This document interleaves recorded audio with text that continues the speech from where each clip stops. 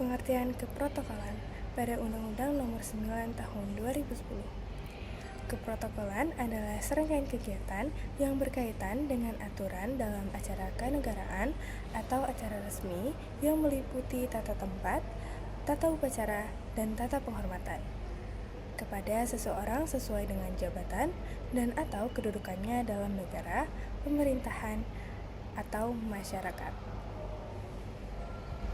Keprotokolan ini dilandasi oleh sumber-sumber hukum seperti yang pertama pada persetujuan internasional, yaitu Konvensi Wina tahun 1815, 1961, dan 1963.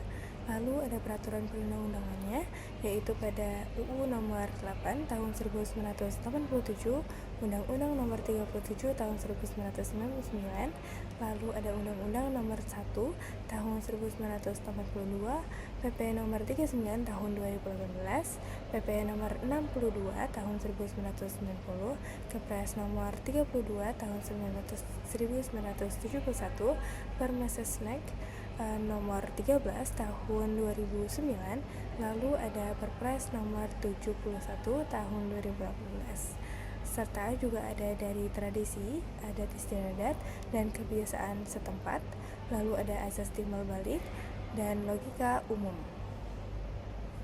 Ruang lingkup keprotokolan Undang-Undang Nomor 9 Tahun 2010 tentang keprotokolan Pasal 3. Tata tempat, pengaturan tempat bagi pejabat negara, pejabat pemerintah, perwakilan negara asing, dan atau organisasi internasional, serta tokoh masyarakat tertentu dalam acara kenegaraan atau acara resmi. Tata upacara, aturan untuk melaksanakan upacara dalam acara kenegaraan atau acara resmi. Dan tata penghormatan adalah aturan untuk melaksanakan pemberian hormat bagi pejabat negara, pejabat pemerintah, perwakilan negara asing dan atau organisasi internasional dan tokoh masyarakat tertentu dalam acara kenegaraan atau acara resmi. Pembawa acara, MC, protokoler. Pembawa acara adalah orang yang menyajikan atau menyampaikan satu persatu acara, memandu acara dengan menggunakan suara, mimik, serta juga memperhatikan tata rias, busana, bahasa, dan etika. Dan Master of Ceremony biasanya untuk acara hiburan dan semi hiburan, sebab tuntutan kreativitas dan improvisasinya lebih tinggi. Protokol atau protokoler adalah orang yang bertanggung jawab secara keseluruhan terhadap suatu acara. Catatan penting. Yang pertama, memastikan daftar pejabat dan tokoh penting yang diundang. 2. Memastikan kehadiran para pejabat dan tokoh penting. Ketiga, memastikan kehadiran pejabat yang diwakili. Keempat, membuat daftar urutan tamu sesuai dengan tinggi dan rendahnya jabatan.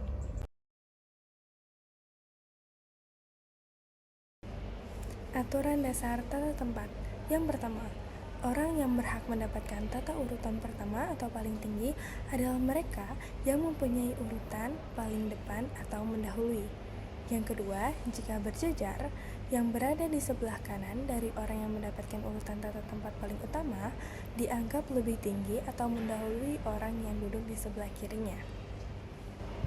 Yang ketiga, jika menghadap meja, tempat utama yang menghadap ke pintu keluar dan tempat terakhir adalah tempat yang paling dekat dengan pintu keluar. Lalu yang keempat, pada posisi berjejer pada garis yang sama, tempat yang terhormat adalah tempat paling tengah dan di tempat sebelah kanan luar. 5.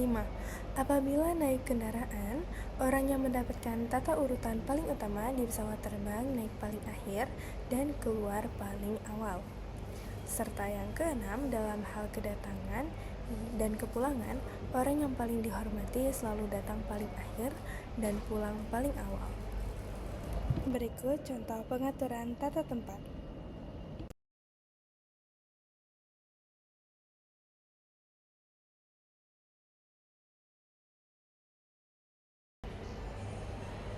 Tata upacara. Jenis-jenis upacara terbagi menjadi 2. Upacara bendera, yakni kegiatan pengibaran atau penurunan bendera merah putih yang dilaksanakan dalam rangka memperingati hari-hari besar nasional seperti HUT Proklamasi Republik Indonesia, lalu ada Hari Kebangkitan Nasional, Hari Pahlawan, dan lain sebagainya. Dan yang kedua yaitu bukan upacara bendera, yakni kegiatan yang memerlukan pengaturan protokol seperti antara lain penerimaan tamu-tamu presiden, credentials, penganugerahan tanda kehormatan, peresmian pembukaan Munas atau Rakernas, dan lain-lain. Tata upacara pada masa perencanaan. Pendahuluan. 1. Pembukaan upacara. Kedua, pejabat menempatkan diri. Yang ketiga, menyanyikan lagu kebangsaan. Keempat, mengheningkan cipta. Dan yang terakhir, menyanyikan lagu wajib pramuka. Acara pokok 1. Pelantikan Mabiran. Nomor 1. Pembacaan surat keputusan. 2. Calon Mabiran menempatkan diri. Ketiga, pejabat pelantik mengambil tempat. Keempat, masuknya bendera merah putih. Yang kelima, tanya jawab pelantikan. Keenam, pembacaan naskah ikrar. Dan yang terakhir, kata pelantikan. Acara pokok 2, pelantikan ketua kuaran dan pengurus. Nomor 1, pembacaan surat keputusan. Yang kedua, calon kuaran menempatkan diri. Ketiga, pejabat pelantik mengambil tempat. Keempat, masuknya bendera merah putih. Kelima, tanya jawab pelantikan. Keenam, pembacaan naskah ikrar. Ketujuh, kata pelantikan. Kedelapan, penandatanganan naskah. Dan yang terakhir, penyematan tanda jabatan. Penutupan. 1. Sambutan ketua kuaran yang baru. Kedua, sambutan ketua Mabiran. Ketiga, sambutan pejabat pelantik, ketua kuarcap atau wakil. Keempat, doa. Dan yang terakhir, penutup. Tata upacara pelaksanaan. Rencana upacara harus mengacu pada naskah acara resmi yang telah ditetapkan. Memastikan setiap langkah acara, pendahuluan, pelantikan Mabiran, pelantikan kuaran, dan penutup memiliki penanggung jawab dan durasi yang jelas.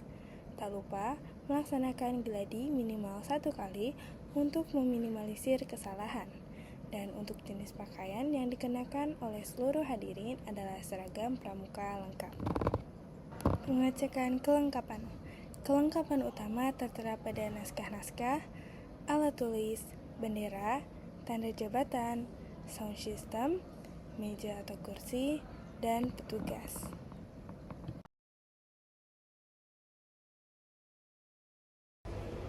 Tata penghormatan. Dasar umum.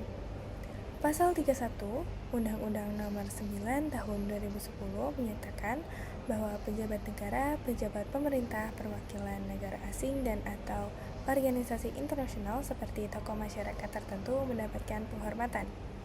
Yang dimaksud dengan penghormatan dan perlakuan sesuai dengan kedudukannya dan martabatnya adalah sikap perlakuan yang bersifat protokol yang harus diberikan kepada seseorang dalam acara kenegaraan atau acara resmi sesuai dengan jabatan dan atau kedudukannya dalam negara, pemerintah, atau masyarakat.